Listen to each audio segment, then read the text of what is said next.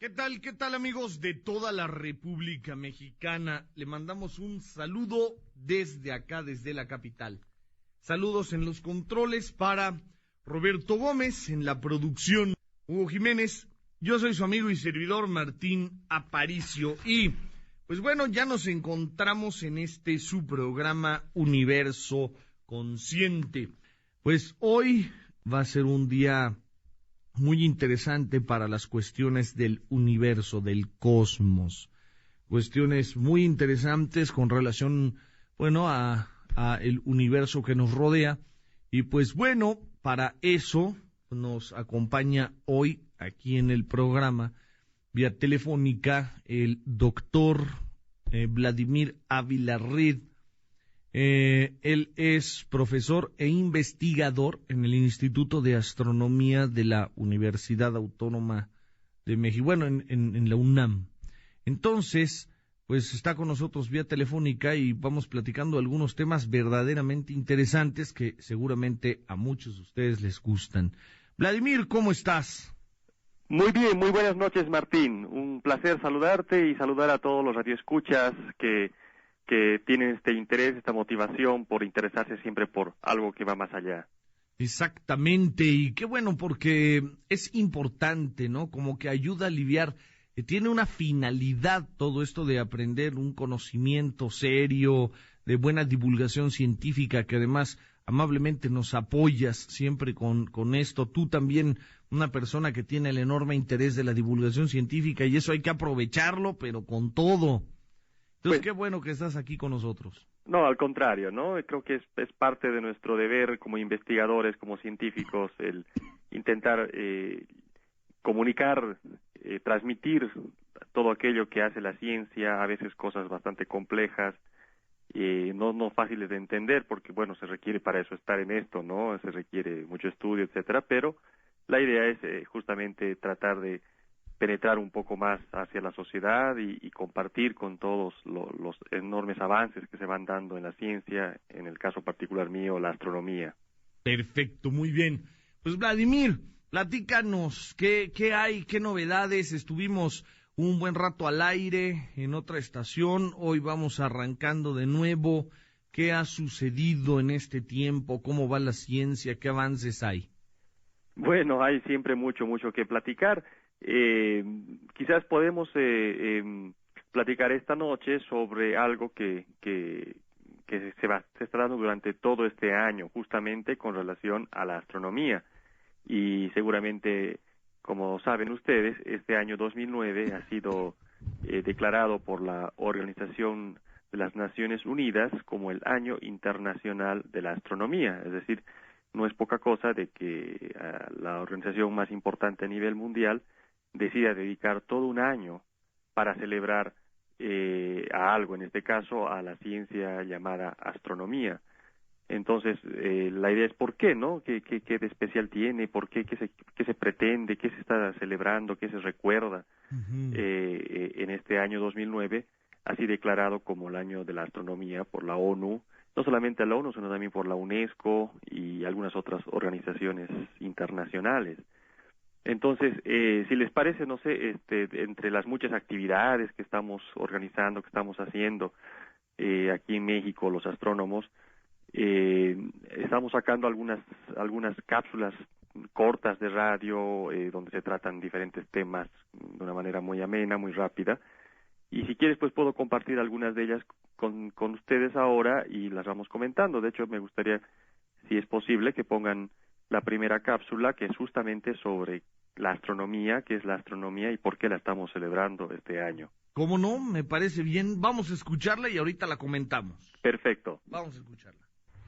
Para subir al cielo se necesita una escalera grande, otra chiquito, allá arriba y arriba. Astronomía, la ciencia del cielo. Alguien dijo que el ser humano se diferencia de los animales en que éste levanta la mirada al cielo para maravillarse con su belleza y buscar entender todo eso que está más allá de nuestro planeta. Así, la astronomía es una de las ciencias más antiguas. En épocas cuando la ciencia moderna aún no se establecía, La observación sistemática del cielo se realizaba con fines de orientación y agrícolas, pero también con fines místicos. Así surgió la astrología, la creencia en que las posiciones relativas de los astros, vistos a simple vista, determinan nuestro destino o expresan la voluntad de los dioses. Solo hasta el Renacimiento, la exploración del cielo dejó de tener tintes místico-religiosos. En 1609, Galileo Galilei construyó un telescopio y realizó las primeras observaciones sistemáticas de lo que el ojo no alcanza a ver. A partir de entonces, se comprende que las mismas leyes físicas que rigen en la Tierra se aplican en el cosmos y que en el vasto cosmos existen fenómenos y condiciones físicas extremas impensables en la Tierra.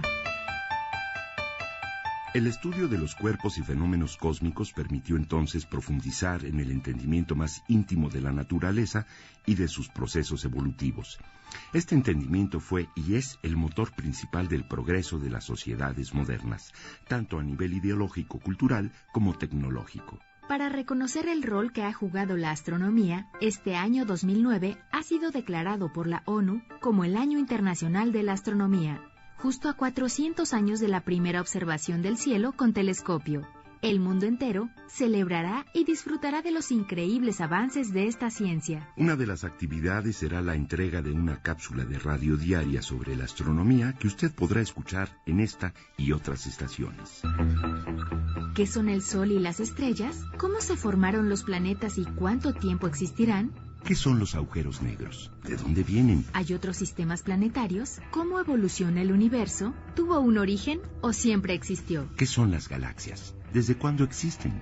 ¿Hay vida fuera de la Tierra? ¿Hay materia y energía que aún no sepamos qué son?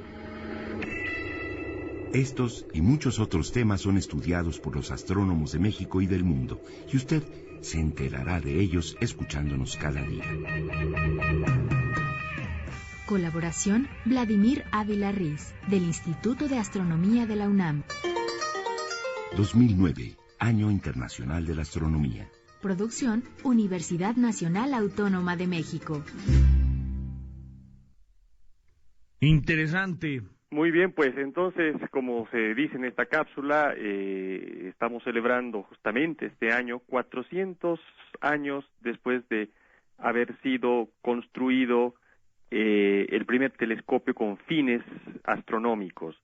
Hace 400 años, en 1609, este gran pensador, este gran científico, de hecho el primer científico moderno, Galileo Galilei, entre las innumerable cantidad de cosas que hacía, una de ellas se decidió construir un telescopio en base a ciertos rumores que recibió de un objeto, de un cierto instrumento que acercaba las cosas, que se estaba desarrollando en esa época en Holanda, en Alemania, ¿no?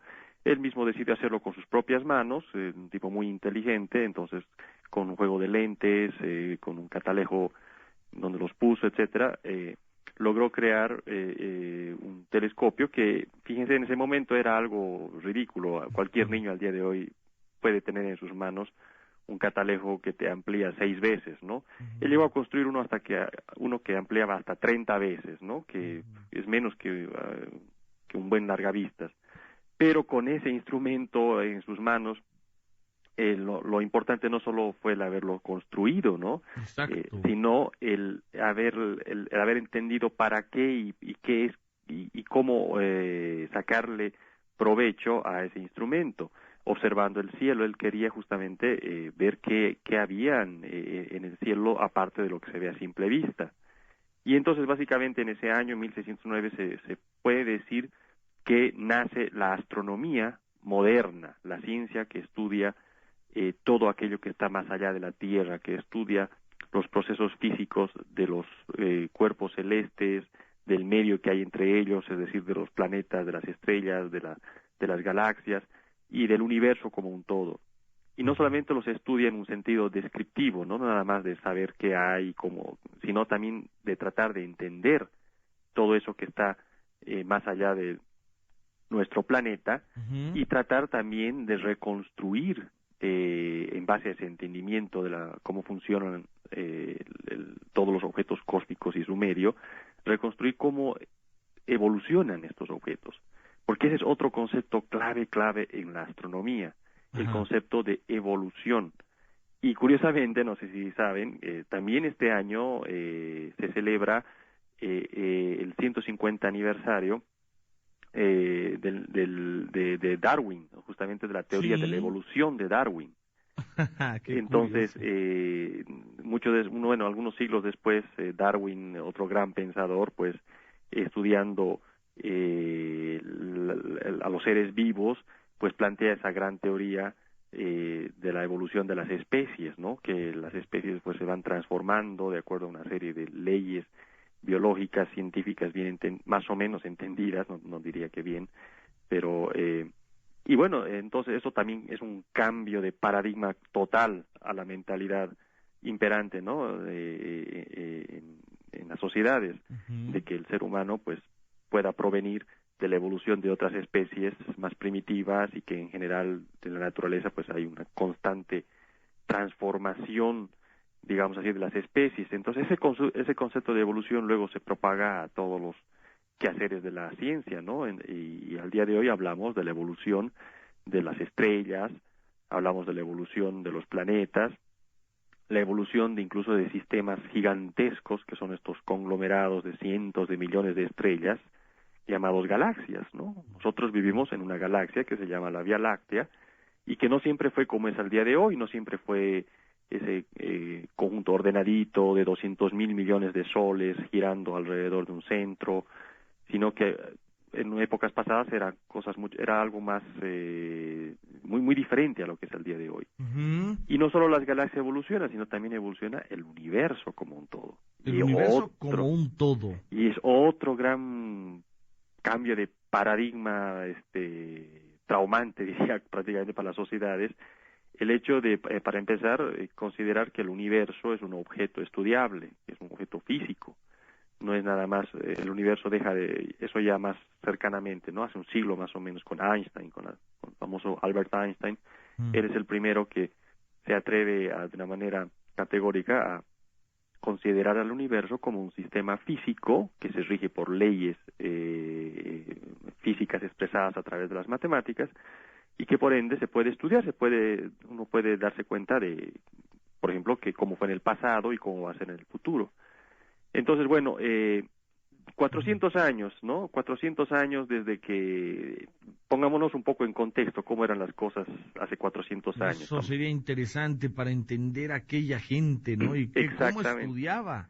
Sí, estamos hablando del siglo XVII, estamos hablando, digamos, del Renacimiento. Bueno, el auge el Renacimiento se dio un siglo antes, básicamente, es decir, todo ese movimiento básicamente artístico, cultural, donde se vuelve a redimensionar el valor del ser humano, se humaniza, ¿no? Porque sabemos que en la Edad Media imperaba el concepto de decir, la religión instauraba una visión totalmente divinificadora de las cosas, ¿no? El ser humano perdía su sentido, no importaba el ser humano tanto como lo divino. Entonces en el Renacimiento pues hay una liberación de eso y se refleja perfectamente en el arte, ¿no? Cuando se empieza se vuelve otra vez al concepto humano, al cuerpo humano, a la expresión, y se llama Renacimiento porque, bueno, rescata, digamos, la cultura clásica de los griegos y después de todo esto. Entonces, en el seno de esas épocas donde todavía había el dogma, donde todavía la Iglesia Católica en el Occidente, pues, tenía el poder absoluto en todo sentido, y en el seno de esto es que se gesta el nacimiento de la ciencia moderna. De hecho, son varios los precursores y todos ellos, sus principales estudios eran relacionados a la astronomía. Entonces, seguramente ustedes saben, por ejemplo, de Giordano Bruno, el pobre que es el primer mártir de la ciencia moderna, murió quemado en la hoguera por la Santa Inquisición. Eso fue por 1640, algo por el estilo. Y bueno, Giordano Bruno, que era muy religioso, era católico, de familia sacerdotes y todo lo que tú quieras, ¿no? Ujú. Sin embargo, bueno, él, pues, ya en el seno de esta nueva tendencia renacentista, pues quería pensar con libertad, y en esa su manera de pensar con libertad, pues se atreve a decir, por ejemplo, de que por qué la Tierra tiene que ser el único lugar donde hay vida, ¿no? ¿Por qué no podría haber vida más allá? Podría haber vida en las estrellas, en el cielo, ¿no? Ujú. Y bueno, pues entonces obviamente no cayó muy bien a la Iglesia, y a pesar de que Giordano Bruno, que como les decía, tenía su familia de clérigos, fue muchos años protegido incluso.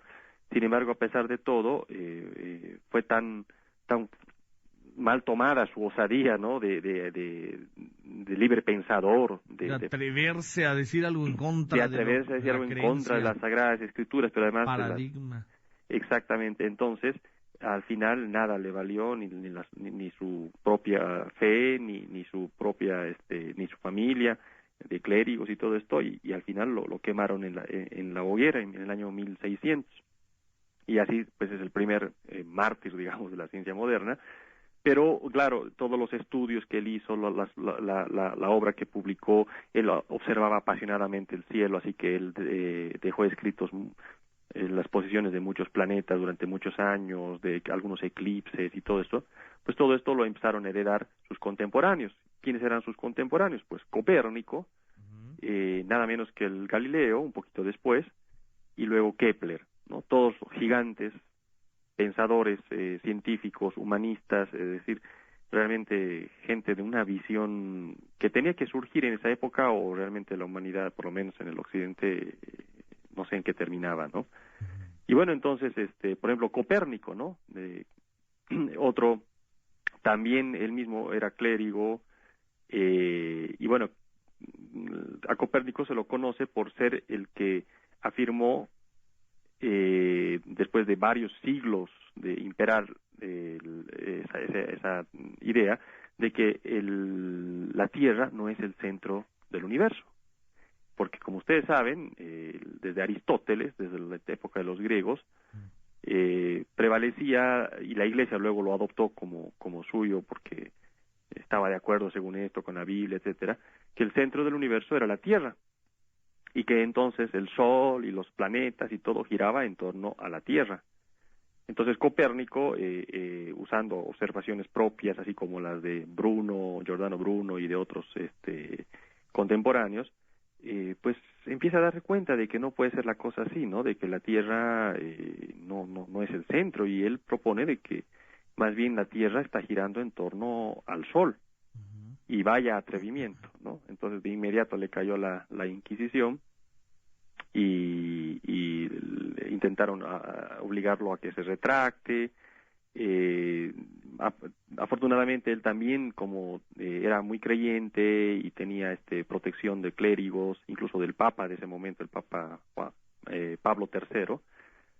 Sin embargo, a pesar de todo, pues se prohibió su obra, se prohibió que él siga diciendo que la Tierra no era más el centro del universo, sino que el Sol aparentemente es el centro en torno al cual gira la Tierra y otros planetas. Y bueno, el pobre Copérnico murió, justo el día que murió, casualmente, ese día apenas se logró publicar su obra, que estuvo vetada, prohibida, ¿no? Durante 20 años casi. Pero el día que murió se publicó su obra, donde justamente que se llamaba sobre las revoluciones de las esferas, ¿no? De las esferas celestes. Y en esta obra justamente proponía que el Sol es el centro en torno al cual gira la Tierra y algunos de los planetas que se conocían en esa época. Y bueno, el legado de Copérnico es heredado de inmediato por otro de sus contemporáneos, justamente Galileo Galilei, ¿no? Nada más y nada menos. Nada menos, exactamente, ¿no? Y bueno, pues Galileo Galilei, también otro libre pensador italiano, nacido en 1564, y bueno, de una familia, por lo menos su padre, un músico, ¿no? Músico de la época, muy amante del libre pensamiento, de la búsqueda de la verdad, es cosa que inculca, ¿no? En su hijo, en Galileo. Y Galileo, pues, un tipo inteligente, estudió primero medicina, pero pues no le convencía mucho eso y se dedicó por su cuenta, ¿no? A estudiar matemáticas, física, y pronto se convierte en profesor ahí de una de las universidades importantes en Italia. Y él es el que, Galileo es el que plantea lo que al día de hoy hacemos todavía los científicos, plantea el famoso método científico, es decir, la manera de cómo abordar los problemas del entendimiento de la naturaleza de una manera objetiva, de una manera sistemática, de una manera donde las cosas se puedan expresar a través de un lenguaje que es el de las matemáticas y que entonces lo puedan entender todos, lo podamos entender aquí en México, lo pueden entender en la China, en Rusia, en Estados Unidos, donde sea todos, ¿no? Es decir, por eso es objetiva en el sentido de la ciencia.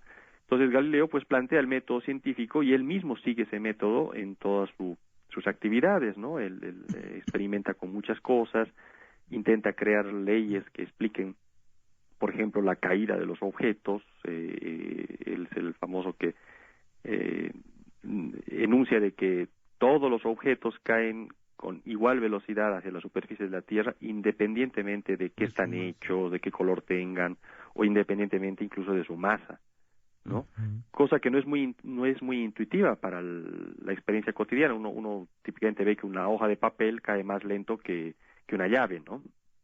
En realidad ambas están siendo aceleradas, atraídas exactamente con la misma aceleración, con la misma velocidad, digamos así, por la Tierra. Y si no habría aire, los dos caerían igualito, a la misma velocidad. El punto es que la hoja, como es una superficie más extendida, la hoja de papel, entonces desplaza más lentamente el aire. Desplaza más lentamente por la fricción del aire, ¿no? El aire que hace una especie de presión sobre ella y bueno, por eso. Pero si podríamos crear vacío, los dos caerían igualito. Y de hecho ese es el experimento que, bueno, dicen que fue una leyenda, en realidad nunca lo hizo, pero el famoso experimento de la torre de Pisa, ¿no? Que se subió al último piso de la torre de Pisa ahí en Italia y que de ahí arrojó esferas de la mismo tamaño, pero hechas de diferentes materiales, una de plomo, otra de madera, algunas de madera más liviana, otras de más, y las lanzaba y todas caían, a pesar de que una es de plomo y otra era de madera, caían al mismo tiempo al piso, ¿no? Exacto. Entonces, experimento que luego... Entonces ese experimento no lo hizo. Sí, es una leyenda, ¿no? En realidad él lo hizo, pero en su propio laboratorio, ¿no? Con claro, planos inclinados y cosas por el estilo, ¿no? Y creo que lo puso como un ejemplo mental, ¿no? En una de sus disertaciones lo puso como un ejemplo mental y bueno, ya luego se hizo la leyenda de que en realidad sí lo hizo, el experimento, etcétera. No había necesidad de hacerlo, era fácil de demostrarlo en el laboratorio, digamos. Sí, ¿no? claro, exactamente. Es que hay cosas que no es necesario llegar hasta el experimento, se demuestra con una sencillez impresionante. Sí, exactamente, ¿no? Pero bueno, es una de las cosas que él, del método científico, es que siempre tiene que ser capaz de ser demostrado lo que se está planteando, ¿no? Y bueno, la manera más directa de demostrar las cosas es a través del experimento. Pero también, como dice, se pueden hacer a veces demostraciones indirectas a través de una secuencia lógica que quizás en última instancia, pues, en su base tenga que tener una demostración siempre experimental, ¿no? Entonces, él... Porque, perdón que interrumpa, pero así más o menos es como trabajan. Por ejemplo, tu trabajo prácticamente tiene que ver con este proceso lógico matemático para evidenciar cosas que pues la tecnología no lo permite aún. Exactamente, ¿no? La astronomía es justamente la ciencia donde menos podemos hacer experimentos. No podemos crear una estrella aquí en la Tierra, no podemos hacer un hoyo negro ni recrear el origen del universo, ¿no? Entonces, no podemos tener esa experimentación directa, digamos así, que se puede hacer en otras áreas de la física. Pero justamente a través de la observación y a través de la sistematización podemos demostrar todo aquello que planteamos y que desarrollamos como explicaciones, ¿no? de lo que vemos.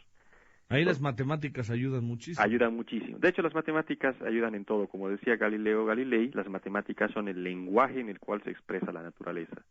¿no? O por lo menos es el lenguaje con el que nosotros queremos describirla, ¿no? Y es un lenguaje que, como mencionaba hace rato, es entendible para todos, ¿no? Ahí no hay subjetivismo, ¿no? Es una ecuación aquí, en China, en Rusia, donde sea, ¿no?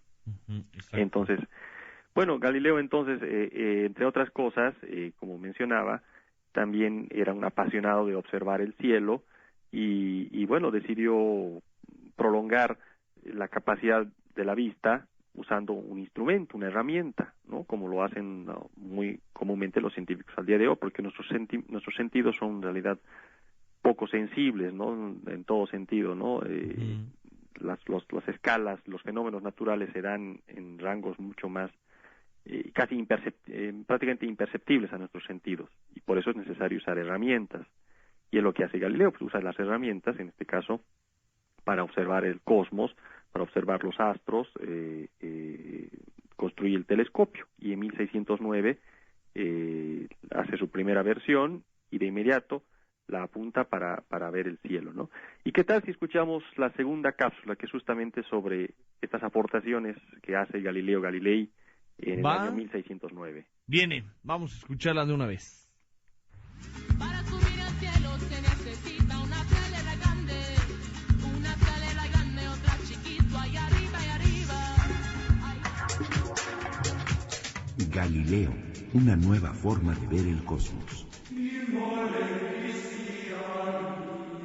Por muchos siglos, desde la antigüedad, se creyó que la Tierra era el centro del universo y que el Sol y los planetas giraban alrededor de ella. Estas ideas se derrumbaron para siempre en 1609, cuando Galileo Galilei apuntó por primera vez su telescopio hacia el cielo nocturno. Las maravillas que descubrió nunca se habían visto. Montañas y cráteres en la Luna, manchas en la superficie del Sol, innumerables estrellas invisibles a simple vista, fases de Venus semejantes a las de la Luna y 4 lunas alrededor de Júpiter. Galileo, nacido en Pisa, Italia, el 15 de febrero de 1564, no solo fue el primero en ver estos fenómenos insospechados. Además, intentó explicarlos y comprendió que era necesario cambiar muchas ideas entonces vigentes. Galileo cuestionó muchos de los postulados de la filosofía natural de Aristóteles, lo que hoy conocemos como física. Por ejemplo, puso en duda que los cuerpos pesados cayeran más rápido que los livianos. Con diversos experimentos, demostró que en el vacío todos los cuerpos caen a la misma velocidad. En 1609 se enteró que había un instrumento óptico, el catalejo, que amplificaba 3 veces los objetos. Entonces decidió construir su propio instrumento, que luego se llamaría telescopio, y que amplificaba 20 veces los objetos observados. Galileo apuntó su instrumento al cielo y logró descubrimientos que cambiaron la concepción del mundo. Además de sus destacadas contribuciones al conocimiento de los movimientos de los cuerpos celestes, insistió en la necesidad de hacer experimentos para deducir las leyes de la naturaleza. Después de las revolucionarias observaciones de Galileo que confirmaron las teorías de Copérnico acerca de que la Tierra y los planetas giran alrededor del Sol y no al revés como se creía, nuestra visión del mundo no volvería a ser la misma. Y desde entonces debimos aceptar que la Tierra ocupa un lugar mucho más modesto en el universo. Colaboración Silvia Torres Castilleja del Instituto de Astronomía de la UNAM. 2009, Año Internacional de la Astronomía. Producción Universidad Nacional Autónoma de México. Pues bien, sí, ahí está dada. Exactamente, ¿no? Entonces, el Galileo es el que empieza a dar, es el que prácticamente introduce la revolución científica, por eso se lo considera el padre de la ciencia moderna, y también se lo considera el padre de la astronomía moderna, porque, bueno, él sienta las bases de lo que es esta ciencia, y de hecho empieza a hacer las primeras contribuciones de gran interés. Por ejemplo, bueno, desde un punto de vista muy general, ¿qué implicaciones tuvieron, digamos? Ahorita vamos a comentar un poco más sobre las cosas que de Galileo descubrió con su telescopio, ¿no? Como se mencionó en la cápsula ahorita, fueron varias cosas. Pero básicamente lo primero que significa el el hecho de que él empiece a estudiar sistemáticamente el cielo, significa que es el abandono de las ideas de que el cielo es un lugar divino. El cielo es un lugar donde nada más rigen leyes divinas de las cuales nosotros no podremos jamás entender ni tener influencia sobre ellas ni conocerlas, ¿no? Porque ahí están los dioses y entonces no nos incumbe a nosotros. Entonces las observaciones de Galileo y bueno, la de muchos de sus contemporáneos empiezan a mostrar de que no, de que el cielo es un lugar donde existen objetos físicos como lo hay aquí en la Tierra y que esos objetos se pueden entender, se pueden incluso predecir qué es lo que está pasando, ¿no? Otra predecir, que eso es interesante. Justamente ese es el... Y con mucho tiempo de anticipación. Exactamente, ¿no? Esa es una de las, ¿cómo me llaman? Es uno de los alcances más grandes que tiene la ciencia, la capacidad de predecir, ¿no? De predecir, porque si uno tiene una teoría demostrada experimentalmente, demostrada indirectamente a través de un sistema lógico, entonces con esa teoría uno puede saber qué pasó y qué va a pasar, puedes predecir. Y en ese sentido, el método científico de Galileo pues enuncia eso, ¿no? Claro. Y bueno, él, una de las cosas que vio pues vio de que el cielo, los objetos cósmicos pues, para nada son objetos perfectos, esferas perfectas, inmutables, inmaculadas, ¿no? Como se pensaba desde el tiempo de Aristóteles, ¿no? Por ejemplo, él descubre las manchas solares en el Sol, ¿no? Bueno, no las descubre, pero las estudia a fondo y ve que, bueno, el Sol para nada es una esfera totalmente inmaculada, ¿no? Sino que está llena de unas manchas y esas manchas además están dando vueltas, ¿no? Rotan alrededor del Sol. Y bueno, en esa época obviamente no entendía qué era, pero por lo menos quita la idea de que el Sol es una esfera perfecta e inmaculada, ¿no? La Luna, ¿no? La Luna llega a ver con mucho detalle los cráteres, los valles, las montañas que hay. Luego Júpiter, ¿no? Uno de los planetas, el planeta más grande de hecho que hay en el sistema solar. Él descubre con su telescopio, descubre lunas alrededor de Júpiter. Descubre cuatro lunitas que están dándole vueltas alrededor de Júpiter. Y por eso se llaman las lunas galileanas al día de hoy, ¿no? Júpiter tiene en realidad al día de hoy ya como 70 y tantas lunas que se le descubrieron, ¿no? Pero bueno, las más grandes son... Las visibles. ¿Perdón? Las más visibles, más con un telescopio de la calidad de el que había fabricado en esa época, claro, las que se podían ver con su telescopio que tenía máximo un aumento de 30, creo, ¿no? En ese momento, es lo más que logró él. Pero bueno, descubrió estas 4 lunas y eso fue un descubrimiento muy, muy importante. ¿Por qué? Esa fue una de las demostraciones de que la teoría geocéntrica, es decir, de que todo gira en torno a la Tierra, no es correcta. Porque ahí había un ejemplo claro de que habían astros, que habían objetos celestes girando en torno no a la Tierra, sino girando en torno a ese planeta llamado Júpiter, ¿no? Exacto. Entonces qué broncón, ¿en qué bronca se debe haber metido exactamente, para ¿no? poder divulgar sin que lo maten sí, poder decirlo, publicarlo, ¿no? Entonces de inmediato le venían a la yugular, ¿no? Toda la Inquisición. Y a pesar de que él era muy inteligente en el sentido de cómo manejaba políticamente la situación, ¿no? Él trataba de explicarles, ¿no? A los sacerdotes estos de la Inquisición, de que él es creyente, ¿no? Y que esa su creencia, esa su fe, como criatura hecha por Dios en cierta forma, pues quería ir más allá, quería entender cómo era la belleza de esa creación y todo eso, pero nada le valía, ¿no? Es decir, habían intereses muy bien establecidos, que no se podía cambiar ese status quo, obviamente la Iglesia tenía el poder completo y le empezaban a prohibir, ¿no? De que diga eso, ¿no? Que se retracte, de hecho, de decir de que apoyaba a Copérnico, en el sentido de que el Sol es el centro en torno al cual giran los planetas y la Tierra, ¿no? Él también, por ejemplo, descubrió con su telescopio las fases de Venus. No sé, la Luna, sabemos, lo vemos todos los meses, tiene fases, ¿no? Luna llena, los menguantes, cuartos menguantes, luego luna nueva. él también vio que Venus, Venus es el planeta que se llama a veces la estrella vespertina o la estrella matutina, ¿no? Es, de hecho, el astro más brillante después de la Luna, que se ve o en el amanecer o en el anochecer. Y ese astro es un planeta, Venus, el planeta que está antes después de Venus está la Tierra, ¿no? Girando en torno al Sol. Y el hecho de ver que en detalle que Venus también muestra fases, ¿qué significa? Significa que está rotando alrededor de algo que lo está iluminando, que es el Sol, y que hay momentos que está mostrando su cara completa, otros momentos está mostrando los cuartos menguantes y qué sé yo, ¿no? Es decir, esa fue otra demostración, ¿no? De que Venus está girando no en torno a la Tierra, sino en torno al Sol. Las fases de Venus que él descubrió. Luego, caray. Todo esto lo hace Galileo. Todo esto, él también, por ejemplo, descubrió una nova, las novas son estrellas que tienen como explosiones periódicas, bueno, no tan periódicas, pero ocurren de vez en cuando, y entonces cuando se hace esa explosión emiten una cantidad bestial de energía y brillan mucho, ¿no? Entonces de repente las ves en el cielo, por eso se llaman novas, ¿no? Son nuevas, aparecen de repente.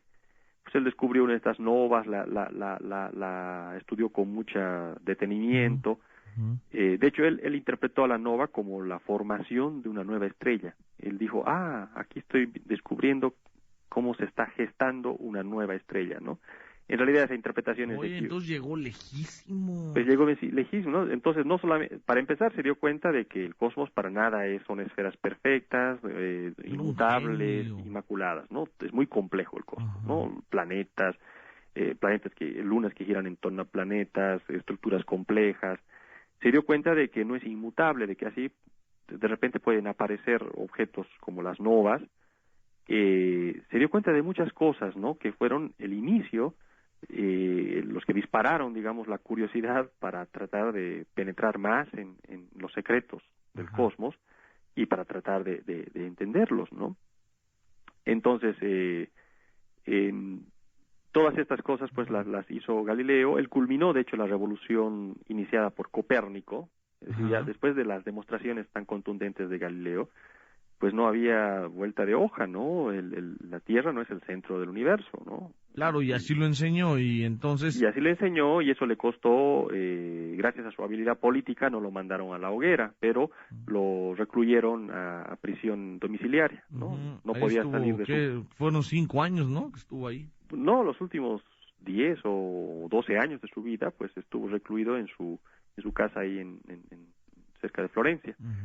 No podía salir, para salir tenía que pedir un permiso especial al Papa, qué sé yo, para viajar a otra ciudad, y obviamente estaba prohibida cualquier publicación suya, ¿no? Y ni modo, ese fue el veredicto del juicio. Salvó la vida, pero lo mandaron a prisión domiciliaria, ¿no?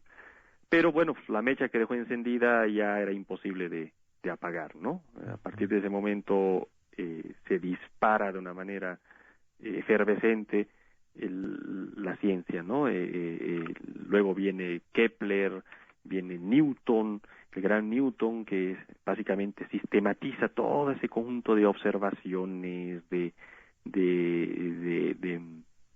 sistematizaciones que venían haciendo Galileo, Kepler y otros, ¿no? Y bueno, Newton ya pone en lenguaje matemático las leyes, por ejemplo, la famosa ley de la gravedad universal, ¿no? La ley universal de la gravedad, por la cual ya se puede describir realmente cómo funciona la gravedad, por la cual se puede describir y entender por qué los objetos caen sobre la superficie de la Tierra, porque estamos pegados a la superficie de la Tierra, por qué la Tierra está girando en torno al Sol, por qué la Luna gira en torno a la Tierra, y por qué los otros planetas giran en torno al Sol. Valdría la pena darle una vueltecita a eso también hoy, ¿no? ¿Crees? Claro. En cualquier momento, pues yo creo que hay muchísimos temas que pues podremos ir desarrollando poco a poco. Exactamente. Y la gravedad es pues uno de los ¿Ya se sabe exactamente cómo funciona la gravedad? Pues siempre hay, la ciencia nunca puede ser absolutista, ¿no? La ley universal de la gravedad que enuncia Newton, funciona muy bien aquí en la Tierra, funciona muy bien para explicar el sistema planetario, pero en condiciones extremas, 3 siglos después viene un físico alemán llamado Albert Einstein, que también tenía en sus manos nuevas mediciones, nuevas evidencias observacionales y experimentos que hacían tambalear la idea de la gravedad de Einstein de Newton, la idea de que la gravedad es una fuerza, ¿no? Como lo es el campo electromagnético. Y entonces Einstein introduce una nueva teoría, una nueva descripción de la gravedad no como una fuerza, sino como una manifestación, un efecto de la curvatura que puede sufrir el espacio-tiempo. Aquí ya empezamos a entrar en temas mucho más complejos, porque el espacio y tiempo dejan de tener ese carácter absoluto, ese carácter de conceptos inmutables como es en la física newtoniana, en la mecánica newtoniana. Entonces, para la teoría de la relatividad de Einstein, espacio y tiempo pueden cambiar de acuerdo a las propiedades de la materia y de acuerdo a cómo se está moviendo el sistema. Sí. Si nos acercamos a velocidades de la luz, el espacio y el tiempo cambian el tiempo se hace más corto para alguien que se dilata, ¿no? Para alguien que está viajando a una alta velocidad con relación a un observador en reposo, el espacio se agranda. Entonces el espacio y tiempo empiezan a tener propiedades no son absolutos.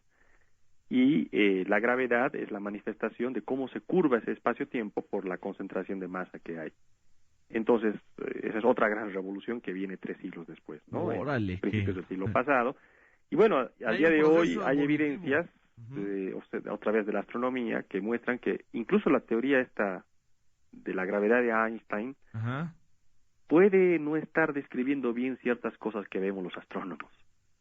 Y entonces ya hay muchos colegas que pues están trabajando en dar o introducir una teoría más general que la teoría general de la relatividad de Einstein. Estamos en eso, justamente. ¿Es necesario una teoría general? Pues aparentemente empiezan a aparecer ciertas observaciones, ciertas cosas que no se pueden explicar muy bien con la descripción de la relatividad general, bueno, primero ni con la de Newton, ni con la más general que es la teoría de la relatividad de Einstein, ¿no? Entonces, todavía yo diría que es muy prematuro como para aventurarnos a introducir una nueva teoría, pero empiezan a ver los indicios, y así es la ciencia nunca para, ¿no? La ciencia avanza, si descubres cosas que no se pueden explicar, entonces requiere introducir algo nuevo, ¿no? Y eso son las revoluciones que se dan en la ciencia, ¿no? Y qué buena onda, y qué bueno que se dan, porque si no, imagínate, o sea, el crecimiento se estanca de inmediato. Así es. Ahora, lo difícil es tener la capacidad para tratar de entenderlo, para desarrollar los experimentos o las teorías. Eso, ¿no? Ese es el punto, ¿no? Y bueno, pues la ciencia apuesta a que tenemos esa capacidad, ¿no? Y que apuesta a que la naturaleza es entendible, es estudiable. De hecho, ese es lo solía decir Albert Einstein, ¿no? No hay cosa que más me asombre de la naturaleza es que sea posible de ser estudiada. Exactamente. Porque sí, podría ser una naturaleza totalmente regida por caprichos ajenos a nosotros, caprichos divinos o azar o qué sé yo, no, pero no, la naturaleza hasta ahora se ha mostrado capaz de ser estudiada, ¿no? Es decir, regida por leyes físicas que podemos de alguna manera descubrir, sistematizar y bueno, lo cual nos permite entender entonces las cosas, ¿no? Exactamente. Y esa es la esencia básicamente pues de la ciencia, ¿no? Interesante, caray. De verdad que qué interesante. Vladimir, vamos a poder platicar también de esta cosa que se oía en la cápsula, no sé si hoy, en otro momento, en fin, pero por ejemplo de creacionismo o evolucionismo. Claro, sí. Tendremos oportunidad para entrar en este tema, justamente además muy a propósito, porque como mencionaba, también celebramos el año de la evolución, ¿no? Estamos celebrando 150 años del trabajo de Darwin y bueno, desde ese momento se plantea otra vez la iglesia de por medio, ¿no? ¿Cuándo no? Cuando no, ¿no? Bueno, afortunadamente, pues ya yo creo que la iglesia ha madurado y al día de hoy, pues, bueno, quiero ser optimista, ¿no? Ajá, exacto. Quiero ser optimista, por lo menos cierto sector de la iglesia. Bueno, yo tengo la fortuna de conocer y de haber compartido, de haber estado muchas veces en el Observatorio Astronómico del Vaticano, ¿no? Con los administradores de este observatorio, pues son sacerdotes jesuitas. Sin embargo, son todos astrofísicos, ¿no? Astrofísicos, de carrera. Publican artículos, hacen investigación científica, tienen su hermoso telescopio allá en Arizona, y bueno, son gente científicos, pero al mismo tiempo son sacerdotes, ¿no? Pero de una apertura mental fabulosa, ¿no? Es decir, y es hasta muy interesante ver cómo conviven ellos, la fe, incluso la fe a punto de que son sacerdotes, y la ciencia, ¿no? Y por lo visto sí pueden convivir, ¿no? Fue un gran error de la religión, bueno, de la iglesia, el constantemente irse contra la ciencia, cuando la ciencia es justamente un acto de amor en cierta forma hacia la naturaleza, y para un creyente, digamos así, para la creación de un Dios, ¿no? Es decir, el querer entender esa naturaleza, el querer entenderla, conquistarla, dominarla en cierta forma, de una manera positiva, es algo que un creyente lo motiva, yo creo. Claro, ¿no? claro que sí. Pero bueno, más bien en la Iglesia Católica ha habido siempre más bien un interés tipo político, ¿no? Y ese es cuando se mezcla entonces ya el aspecto espiritual, el aspecto de la fe, con aspectos de dominio, de opresión, con aspectos políticos, ¿no? Claro. Y eso lo ensucia todo, ¿no? Carl Sagan decía que él se sentía en algún momento, y tuvo que ajustarlo, decía que él se veía mutilado, su razonamiento científico se veía mutilado por la intención. Exactamente, La ¿no? intención de querer demostrar algo, y entonces como que la observación se hacía un tanto cuanto tendenciosa, supongo yo. Sí. Entonces eso mutila. No pasará, o no es tú que estuviste allá, ¿qué sentiste? No puede ser que los astrofísicos jesuitas del Vaticano estén un tanto cuanto sesgada su investigación o tendenciosa por la intención de mostrar algo de Dios. Todo lo contrario, Martín, todo lo contrario, ¿no? Justamente el exdirector del Observatorio del Vaticano, el padre George Coyne, justamente tiene su famosa, varios libros, ¿no? Y una de sus tesis es de que la misma Iglesia Católica, en cierta manera, cometió lo que se llama ¿cómo decir? Es decir, siempre estuvo tentada a querer demostrar la existencia de Dios, por ejemplo, a través de la ciencia, ¿no? Y eso obviamente nunca va a tener éxito, porque, por ejemplo, Newton, todos estos, Galileo, Kepler, todos estos grandes pensadores eran creyentes, como decía, y sí, ellos tuvieron todo el tiempo la tentación de intentar demostrar a través de sus investigaciones que Dios existe.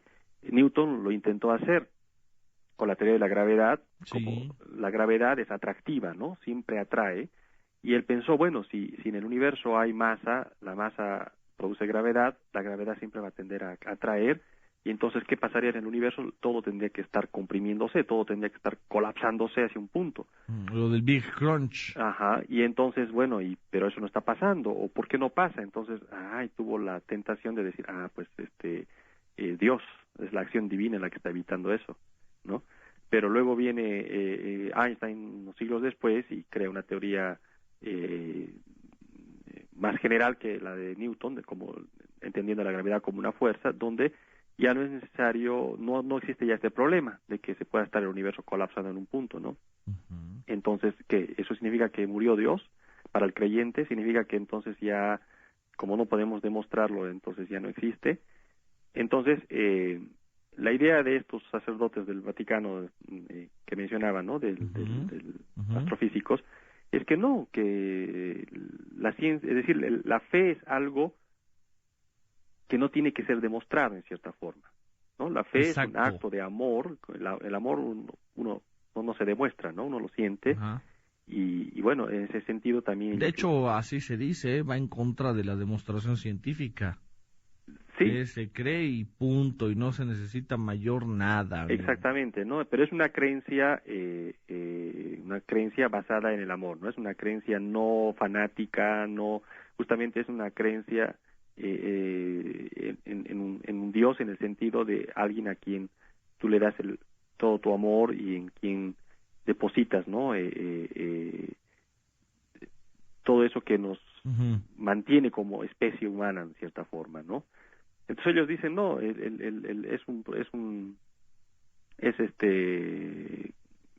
no es correcto el tratar de usar la ciencia para demostrar, y ellos obviamente en sus investigaciones de ninguna manera proceden así, ¿no?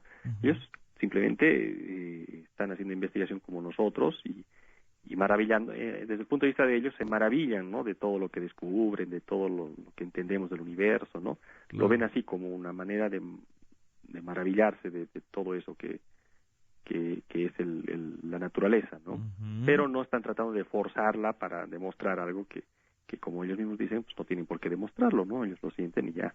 Claro. Así es como lo veo yo, no sé, es mi percepción que tuve de compartir con los sacerdotes del Observatorio del Vaticano algún tiempo, ¿no? Pues hombre, yo lo veo re bien. Y Vladimir, se nos viene el tiempo encima. Nada más que hay tantísimas cosas que yo quisiera que vayamos platicando. Interesantes estas cápsulas también. Escuchamos 2 ahorita, me parece. Tenemos una llamada en la línea. Quisiera que la tomemos, Vladimir, si te parece bien. Sí, claro que sí. A ver, gracias. Vamos a ver. Bueno. Yo en la línea. Bueno. Sí. Sí, ¿quién habla? ¿Un comentario al astrónomo? Sí. Mire, puedo hacer primero un comentario y luego una pregunta. Adelante. Bueno, mi comentario es el siguiente. Nosotros estamos en un universo. Sí. Exteriormente están las nebulosas, los astros, ¿verdad? Sí. Y tienen un movimiento de rotación todos. Nosotros no lo percibimos porque tenemos una percepción de un tiempo que el ser humano tiene. Exacto. Entonces yo veo que en el exterior los planetas giran alrededor de un sol. Creo que en todos lugares hay un sol infinitamente, cantidad infinita de soles. Así y todos giran alrededor de un sol, que nosotros, como tenemos una forma de medir el tiempo, somos infinitamente pequeños, entonces no vemos el movimiento. Ahora, si yo comparo con todos los objetos que existen en nuestro planeta, desde las plantas, nosotros, nuestro cuerpo, la madera, todo, están formados por átomos que tienen un electrón y un protón que giran a su alrededor. Pero a ver, viene la duda. Hacer mi pregunta es la siguiente. Viene. ¿Qué similitud existe entre el universo, los astros y los electrones y los protones de los átomos que existen en nuestro planeta? ¿Qué similitud existe? Okay. Es mi pregunta. Ok, muy entonces bien. te contestamos por el radio.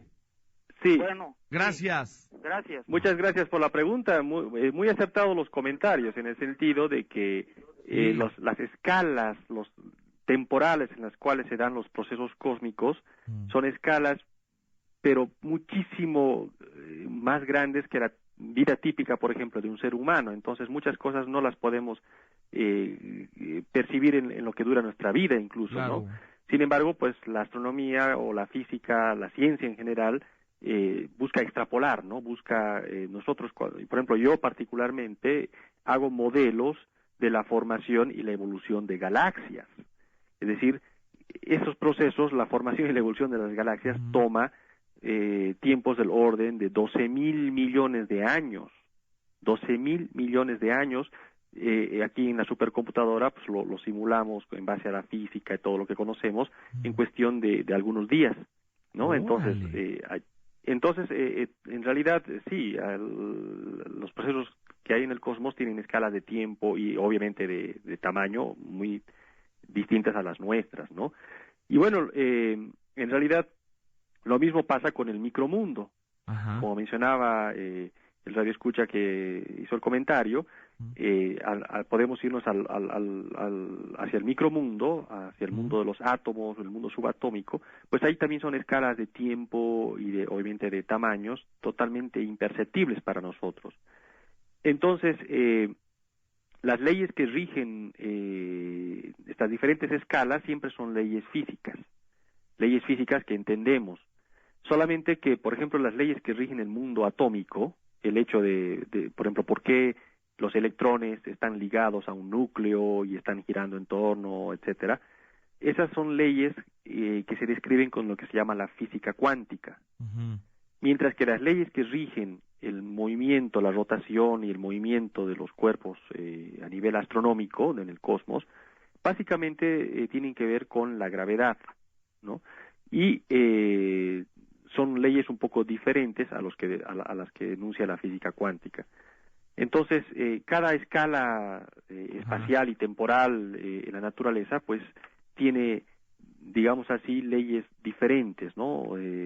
Formas diferentes de sistematizarse, ¿no? La física cuántica en el mundo microcósmico, en el mundo atómico y subatómico, y la astronomía en el mundo, digamos, Exacto. macrocósmico, ¿no? Y ahí la similitud, pues, podría ser que, bueno, pues los electrones giran en órbita alrededor del núcleo del átomo, cosas de este tipo, ¿no? Sí, bueno, era de hecho ese era el modelo antiguo del átomo, el modelo de principios del siglo pasado, que se hacía la analogía, ¿no? Que prácticamente tal como la Tierra gira en torno al Sol, donde la fuerza que está de por medio es la fuerza de gravedad, entonces también los electrones giran en torno al núcleo, porque hay también una fuerza que en este caso es la fuerza electromagnética, ¿no? Y sin embargo luego en el caso de los átomos se ha visto de que la descripción es mucho más compleja, ¿no? En realidad se habla con la física cuántica se habla más bien de estados probabilísticos, Claro. más compleja la cosa, ¿no? Me llamó la atención un comentario que hiciste ahorita,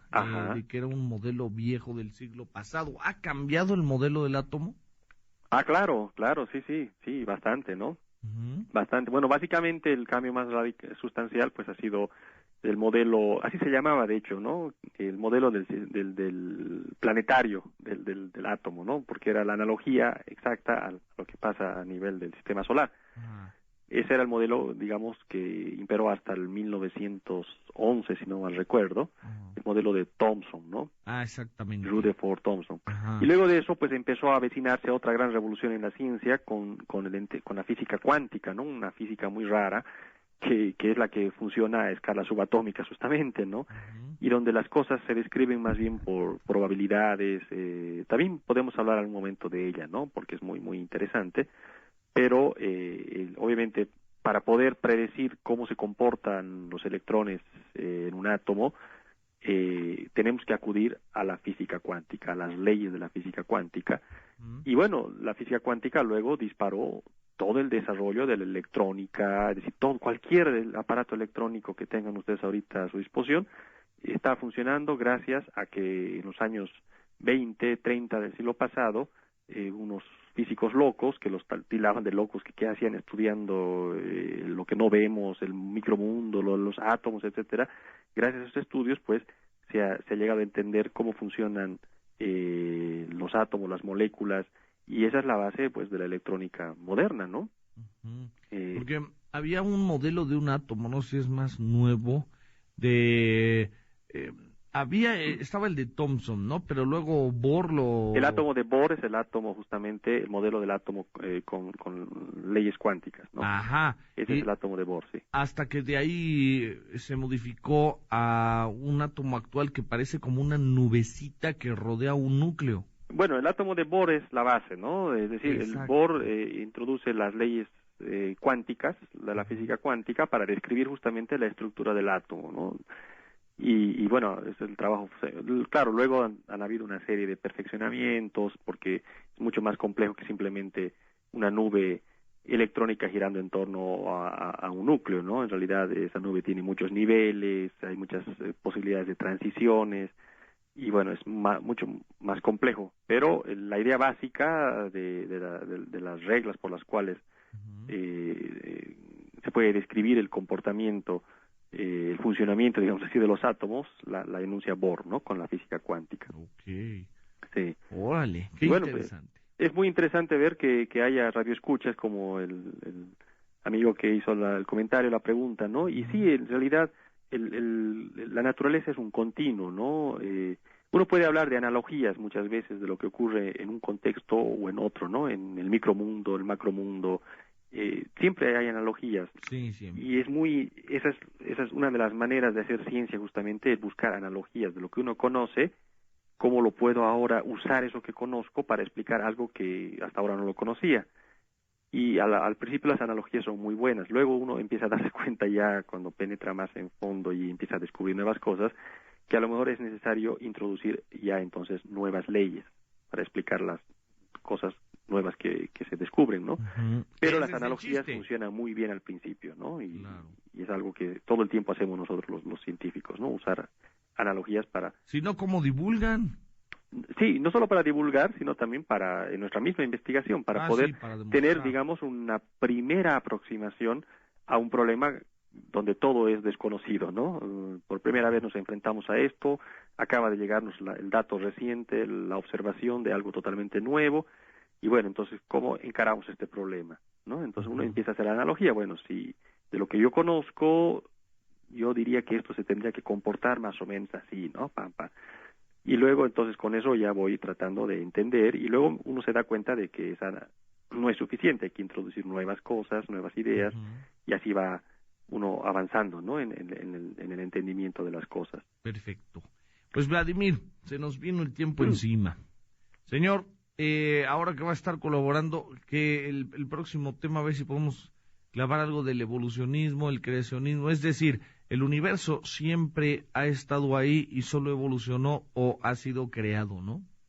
Sí, podemos abordar este interesante tema. Obviamente yo voy a hablar desde el punto de vista científico, desde el punto de vista de lo que la evidencia científica te dice, ¿no? Y bueno, pues nuevamente aprovecho la oportunidad para invitar a todos a compartir, a vivir con intensidad este año. De hecho, hay muchísimas actividades, seguramente han visto en la televisión, hay muchos programas últimamente de astronomía en las radios. Aquí la Universidad Nacional Autónoma de México está organizando muchísimas actividades. Ahora mismo hay, por ejemplo, aquí cerca de la rectoría, una exposición itinerante, ¿no? De más de 100 imágenes astronómicas fabulosas, y se están organizando todo el tiempo actividades, ¿no? Así que esténse pendientes, pueden entrar a la página de nuestro instituto y revisar las actividades que se realizan. Y bueno, ¿Cómo entran? Por ejemplo, a la página www.astronomía. A ver, déjenme ver un momentito para no... Claro que sí. www.astronomia2009.org.mx. Perfecto. En la página, no es la página de nuestro instituto exactamente, pero es la página donde están todas las actividades que se están realizando en México, en particular en la UNAM, con relación al Año Internacional de la Astronomía, decretado así para celebrar los 400 años de la invención del telescopio y su aplicación para entender el cosmos, y también decretado así por la gran contribución que ha hecho esta ciencia a la humanidad, por la gran contribución que ha hecho al pensamiento, y no solamente al pensamiento, al hecho de componernos a nosotros los seres humanos en un contexto muy general, entender de dónde venimos, a dónde vamos, en el contexto del cosmos, es algo que siempre ha motivado al ser humano, y bueno, a través de la astronomía se logra, ¿no? Pero además la astronomía, como toda ciencia básica, además de generar conocimiento básico, además de generar un cambio constante de mentalidad, de ser una motora, digamos así, de la evolución del pensamiento humano, también genera, tiene su derrama tecnológica, ¿no? Muchísimas de las aparatos e innovaciones tecnológicas de las que gozamos a diario, han tenido su origen en instrumentos creados con fines de observación en la astronomía. Instrumentos que de otra manera la empresa privada jamás se hubiera invertido un peso en desarrollar ese tipo de cosas, porque pues a primera vista no son para nada aplicables, para nada redituables, pero a la larga pues han venido a ser todas, a tener su penetración, digamos, en la tecnología, ¿no? Entonces es una ciencia muy completa, una ciencia que como mencionaba ha hecho muchísimas aportaciones, y esperamos en los siguientes programas de esta tu serie pues abordar algunos de ellos y compartirlos con todos. Claro que sí. Pues Vladimir, muchísimas gracias por esta participación. Muchas gracias, Vladimir, te agradezco muchísimo y vamos tocando todos los demás interesantísimos temas, ¿no? Así es, así es. Ok. Muy buenas Muchísimas noches. gracias. Que descanses. Igualmente, buenas noches. Bien, pues bueno, es el profesor investigador, el doctor Vladimir Ávila, es astrofísico y pues tiene investigaciones verdaderamente interesantes sobre el cosmos, sobre el universo. Muchísimas gracias. Yo soy su amigo y servidor Martín Aparicio. Hasta entonces.